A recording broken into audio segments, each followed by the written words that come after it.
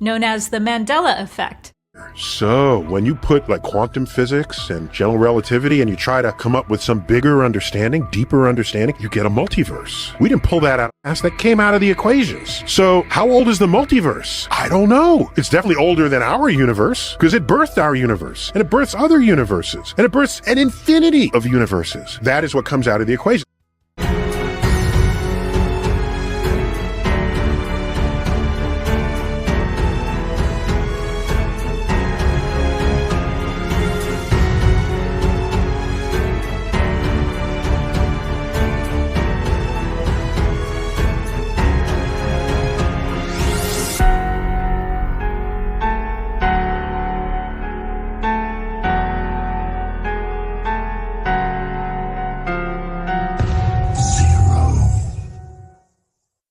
Challenge our conception of time and space.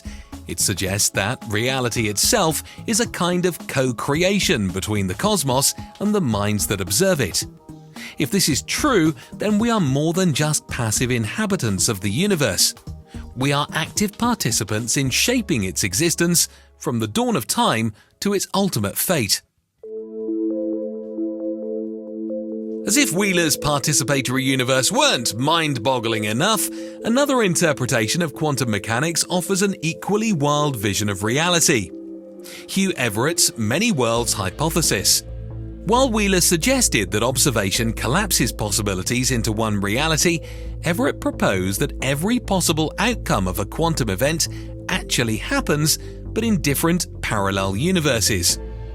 Imagine every decision you make, every quantum measurement splits the universe in two. In one universe, you made the choice to go left, and in another, you were right. Both versions of you exist, living out those separate possibilities, but in parallel universes. This means that every possible outcome, no matter how small, plays out somewhere in one of an infinite number of alternate realities. So, while Wheeler's universe relies on observation to hammer down one version of reality, Everett's many worlds hypothesis posits that the universe never needs to collapse into a single outcome at all. Instead, every possibility plays out in a branching multiverse, with each observer experiencing only their specific branch. This also raises questions about the role of consciousness in both interpretations. In the many worlds hypothesis, could conscious observation be the very thing that selects which branch of the universe we experience? Is our consciousness not just participating in the universe, but actively choosing which version of reality we inhabit? Both Wheeler's participatory universe and Everett's many worlds hypothesis challenge the idea that reality exists independently of us. If Wheeler is right, then our conscious observations create the universe's structure, past, present, and future. If Everett is right, then each of us inhabits a unique universe shaped by the infinite branching of quantum events.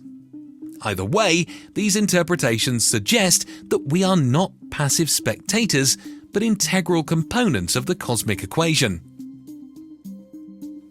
We've come a long way in this video, but one thing I want to point out is that both of these interpretations, Wheeler's participatory universe and Everett's many worlds, leave us with a profound realization. We are not just mere observers of the universe, but active participants in its unfolding reality. Whether it's our conscious observation shaping the past, present, and future, or our decisions branching off into infinite alternate realities, the cosmos is deeply intertwined with our very existence. The more we explore these ideas, the more it becomes clear that reality is far stranger than we ever imagined.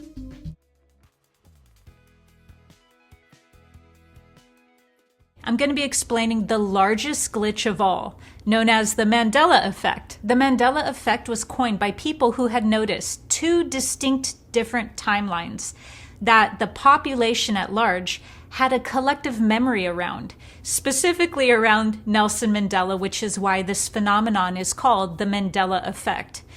One group of the population remembers that Nelson Mandela had died in prison, and another large faction of the population remembers that he not only left prison, he went on to be the president of South Africa. So the Mandela effect is a phenomenon of any time there is more than one collective memory where large populations of people remember a specific version of reality, that we're currently not on the timeline where that version of reality exists.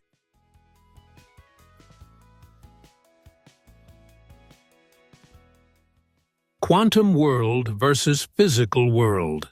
After 2,000 years of investigating the nature of matter and energy, we've come up with two great formalisms.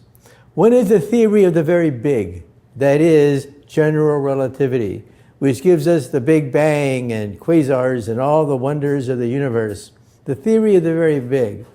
Then there's the theory of the very small, that is, the quantum theory. Now the problem is Mother Nature has a left hand and a right hand, quantum mechanics and relativity, but these two theories are incompatible. You put them together, and what happens? They explode. And that is the greatest problem in all of physics. How to unify the theory of the very big, that is relativity, with the theory of the very small, which is the quantum theory. So at the present time, the only construct that we have coming from mathematics that unites quantum mechanics with relativity is string theory. Very controversial.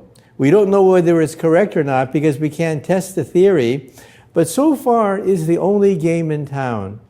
You take a classical theory, a theory of Einstein, and then you add quantum corrections to it, and the theory is finite. People have tried to do this for decades and have failed. Every time you take relativity and try to add quantum mechanics to it, the theory blows up. Now, Sir Roger Penrose would like to do the opposite. He would like to gravitize quantum mechanics. Now, I wish him well. I wish that he becomes successful in this pursuit, but we'll wait and see. The proof is in the pudding. So far, the only theory which allows you to unify these two great branches is string theory. The greatest challenge in all of physics is the unification of the two great theories, quantum mechanics and relativity. The only theory which can do this at the present time is string theory. But string theory has a challenge, and that is, why do we have so many string theories? It turns out that there's no one solution of string theory. Similar to Newton's laws of gravity. How many solutions of Newton's laws of gravity are there? Infinite number of string theory. Human consciousness also could be born on the quantum level. Some people think that origin, and that is to create a unified theory of string theory. I don't know exactly how the brain is put together. It's one of the great mysteries of science. Some people think that ordinary mechanics can explain the brain using transistors and circuits, but maybe that's not rich enough.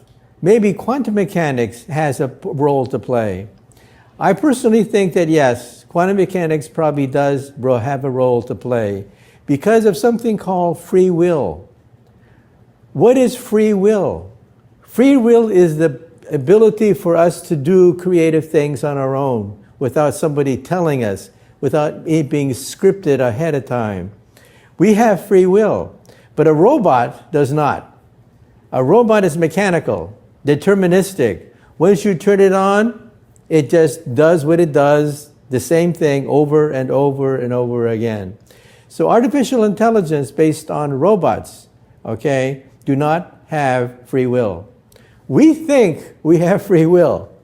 Now, do I really have free will? I don't know. I think I do. I think I am responsible for my actions, so that free will does exist. But I'm not sure. So what is the missing ingredient? Quantum mechanics. In other words, if my brain is digital, I have no free will. I am a robot. With quantum mechanics, I have uncertainty. And uncertainty makes creativity, makes thinking, consciousness possible. So in other words, consciousness could be a byproduct of quantum mechanics.